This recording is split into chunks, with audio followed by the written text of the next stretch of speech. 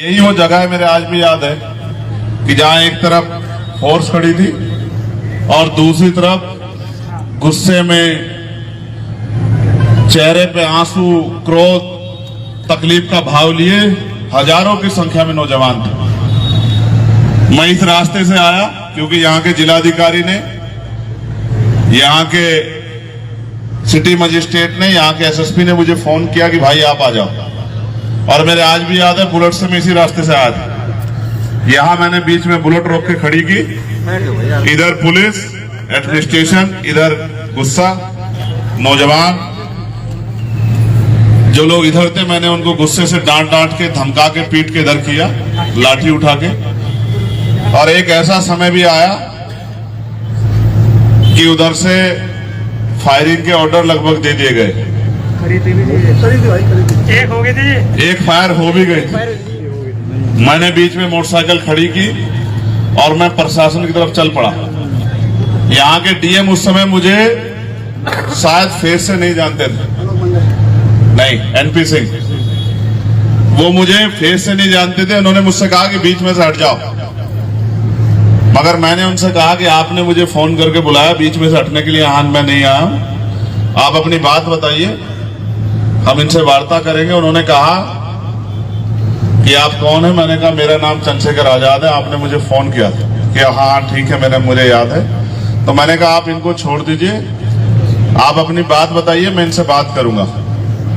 और पूरी फोर्स को पीछे हटा के 3 लोगों को, एक इंस्पेक्टर, डीएम और एसएसपी, 3 लोगों को लेके मैं यहाँ इस भीड़ में चलाया अपने भरोसे। और यहाँ खड़े होकर मैंने इस जो जन समूह था उसको रोका, समझाया और डीएम एसएसपी की बात उनसे कराई और इन लोगों को सहमत किया कि मेरी बात पे भरोसा करो, डीएम एसएसपी जो बात कह रहे हैं वो हमसे पूरी करा के रहेंगे।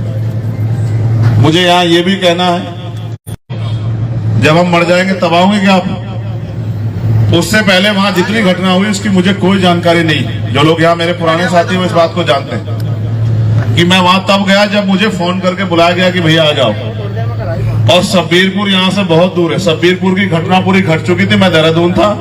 कमल भाई को मैंने कहा, फोन आया मेरे पास कि कमल भाई वहां पीड़ा होगी, आप जाओ। उस घटने का भी मुझे पहले से कोई अंदाजा नहीं था।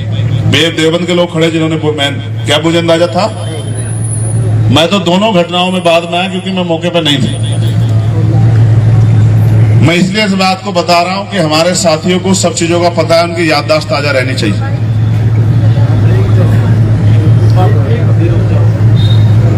फिर ये आंदोलन आगे बढ़ा, देश भर में पहुंचा, झूठे मुकदमे और जेलों ने हमारे हौसले तोड़ने का प्रयास किया, लेकिन जो टूटे नहीं। हमने 16-16 महीने जेल काटी। पहले विनय भाई बाहर आए, अब कमल, पहले कमल भाई, हम तीनों में पहले कमल भाई बाहर आए, फिर विनय भाई बाहर आए और 13 सितंबर 2018 को मेरी रिहाई, 16 महीने के बाद, रात को 2:30 बजे। आपका इतना प्यार, आशीर्वाद, सहयोग था जिसने मेरे हौसलों को कभी कमजोर नहीं पड़ने दिया। और मैं, कोई ऐसा होगा जिसको मैं नहीं जानता है, कोई अगर बड़ा हो गया पिछले 5-6 साल में तो अलग बात है, क्योंकि छोटे छोटे बच्चे भी बहुत साथ थे पाठशालाओं में। यहाँ भूख हड़ताल की मेरी माओ ने भूखे प्यासे रह के मुझे सींचने काम किया, मेरी ताकत बढ़ाने काम किया।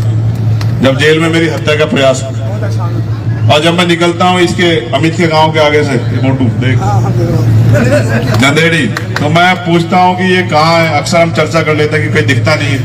कहीं ऐसे लोग हैं, ये बादशाहपुर वाला वो छोटा बच्चा जो डांस करता है, वो उसका क्या नाम है? बैठ जाओ भाई सामने से। शिवम। बहुत सारे ऐसे बच्चे हैं जो बड़े हो गए, बराबर के हो गए। फिर राजनीतिक आंदोलन ने भी जन्म लिया और आज इनके बीच आके नहीं लगता कि मैं सांसद हूं, ये एहसास ही नहीं होने देते। लेकिन आज आपके आंदोलन से एक मेंबर ऑफ पार्लियामेंट बन गया।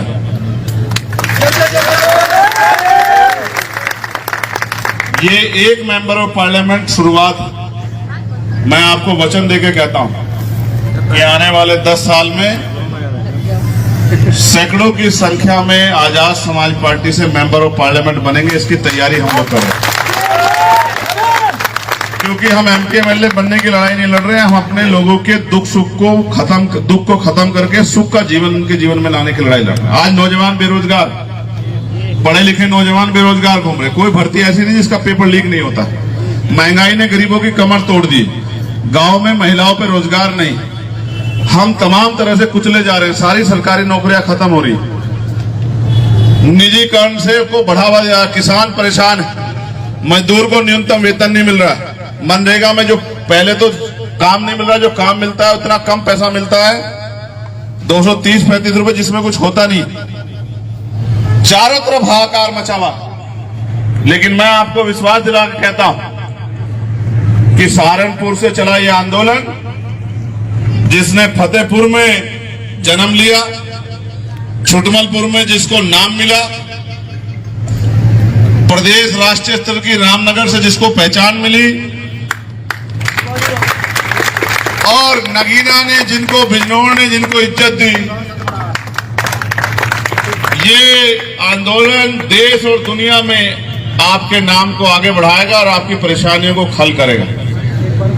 क्योंकि मुझे जाना है, माननीय अध्यक्ष जी जानते हैं कि मेरे सेशन परसों शुरू हो रहा है, मेरे बहुत सारे काम पेंडिंग हैं। इनके आदेश पे मैं बिना किसी, क्योंकि हमारे यहाँ अनुशासन है, हम अपने नेताओं का आदेश मानते हैं। हमारे दोनों सीनियर लीडर्स ने हमें आदेश किया था कि आपको आना है।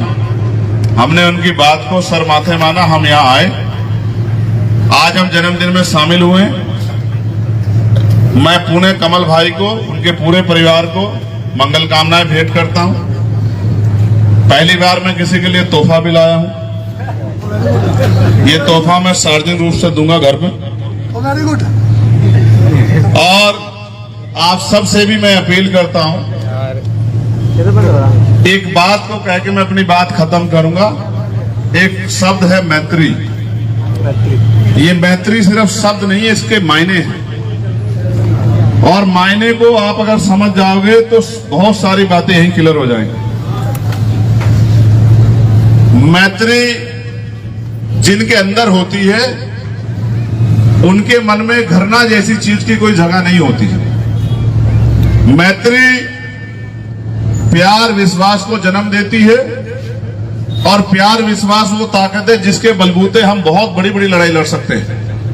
इसका एक छोटा सा उदाहरण ये है कि अगर दो भाइयों में सुबह झगड़ा हो जाए तो वो शाम के टाइम एक घर में रह लेते हैं, एक थाली में खा लेते हैं, एक गिलास में पानी पी लेते हैं, एक बिस्तर पे सो लेते हैं। झगड़े विवाद होते हैं। अगर हम मैत्री करते हैं, प्रेम रखते हैं, दिखावा नहीं करते, हमारे मन में वही है जो हमारी जबान पे है, तो रिश्ते सामान्य बन जाते हैं। माफ करने वाला बड़ा होता है। दुनिया का इतिहास है, कोई माफ करने वाला छोटा नहीं हुआ। मैंने बहुत सारे साथियों की गलतियों को माफ किया। मैं ये मानता हूं, ये आंदोलन है।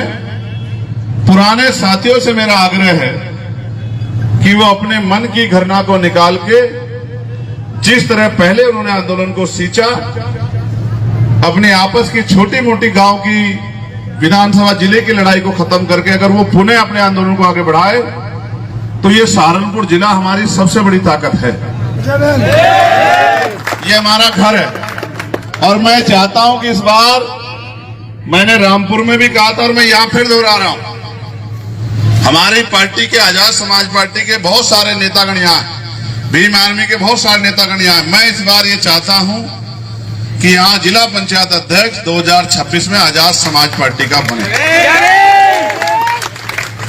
और फिर जब 2027 आए तो हम अपने बलबूते काम करके बताएंगे कि हमें अवसर मिलने पर हम क्या कर सकते हैं। तो जब 2027 आए तो यहाँ 7 विधानसभा की सीटें हैं, उनमें से ज्यादा पर आजाद समाज पार्टी के लोगों का कब्जा होना चाहिए, गरीबों का, कमजोरों का, किसानों का, मजदूरों का कब्जा होना चाहिए।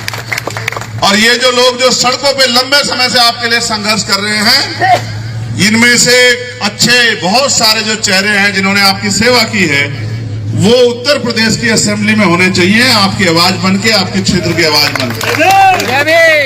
और बाकी प्रदेश भर में हमारे नेता अभी 18 मंडलों का दौरा करके आए हैं, और कल भी कमल भाई इस क्षेत्र में मीटिंग कर रहे थे जिले में। मैं पुनः उनसे आग्रह करूंगा कि वो सबसे पहले अपने जिले में भी आहुति दें, अपने जिले को भी तैयार करें, इसी जिले को भी खड़ा करें, क्योंकि ये जिला हमारा घर है, हमारा घर मजबूत होना चाहिए। और मैं आप सबसे भी आग्रह करूंगा, अपने छोटे मोटे विवाद खत्म करके अपने दल को मजबूत करने के लिए भी आप लोग भी काम करें। मैं आप सबका धन्यवाद करता हूं। पुनः आप सबके लिए बहुत सारी मंगल कामनाएं। मेरे बाद माननीय अध्यक्ष जी आशीर्वाद स्वरूप हम सबके लिए अपनी बात रखेंगे। देन हम लोग अंशुल भाई के यहाँ जाएंगे, कमल भाई से फिर मिलते हुए हम लोग यहाँ से प्रस्थान करेंगे। पुणे आके मैं जल्द आपसे मिलूंगा। परसों से लोकसभा का सत्र स्टार्ट हो रहा है। मेरा प्रयास होगा कि देश स्तर पर और प्रदेश स्तर पर जो समस्याएं दलित, पिछड़े, आदिवासी, मुसलमान, तमाम जैन, सिख, बौद्ध, महिलाएं, किसान, मजदूर, गरीब तबका, व्यापारियों की जो समस्याएं, उन पे हम अपनी बात को मजबूती से रख सके, इसका हम लोग मजबूती से प्रयास करेंगे। इसलिए मैं अपने आप से माननीय अध्यक्ष जी को माइक देता हूं कि वो अपनी बात को रख के, अपनी बात को आज के विषय पे, आज के दिन पे, और पुनः कल क्योंकि स्थापना दिवस है, पहली बार ऐसा होगा बहुत दिनों बाद कि स्थापना दिवस पे हम अलग अलग कार्यक्रम का हिस्सा होंगे, क्योंकि इस बार अधिवेशन का कार्यक्रम नहीं रखा गया है। मैं आप सबको और आपके माध्यम से देश में रहने वाले, दुनिया में रहने वाले भीम आर्मी के समर्थकों, साथियों को हमारे संगठन, हमारी मां, हमारी ताकत, हमारी हिम्मत, हमारी पहचान भीम आर्मी भारत एकता मिशन के स्थापना दिवस की बहुत बहुत बधाई और मंगल कामनाएं भेंट करता हूं। मैं आपसे ये भी आग्रह करता हूं कि आप भी अपने जिले में और जिलों की तरह कार्यकर्ता सम्मेलन बुलाकर और ज्यादा से ज्यादा सदस्य बनाने का काम जो है, और मैं आपको ये भी कहता हूं, अगर रसीदें ना पहुंचे तो आप डायरी में मेंटेन करना। मैं जब आऊंगा तो समीक्षा करूंगा कि अधिवेशन के दिन, स्थापना दिवस के दिन किसने सबसे ज्यादा सदस्यता करा के आजाद समाज पार्टी के प्रति लोगों को तैयार करने काम, जागरूक करने काम करा। और जो साथी इस काम को बड़े पैमाने पे वो करेगा, उसको हम लोग पुरस्कृत भी करेंगे, जो ज्यादा से ज्यादा सदस्यता कल के दिन में और जो समय दिया जाएगा उसमें कराएगा। पुनः बहुत बहुत धन्यवाद और आप सबके लिए मंगल कामना। माननीय अध्यक्ष जी, शुक्रिया। जय भीम। सबसे पहले तो भीम आर्मी भारत एकता मिशन के स्थापना दिवस की आप सभी को अग्रिम बधाई।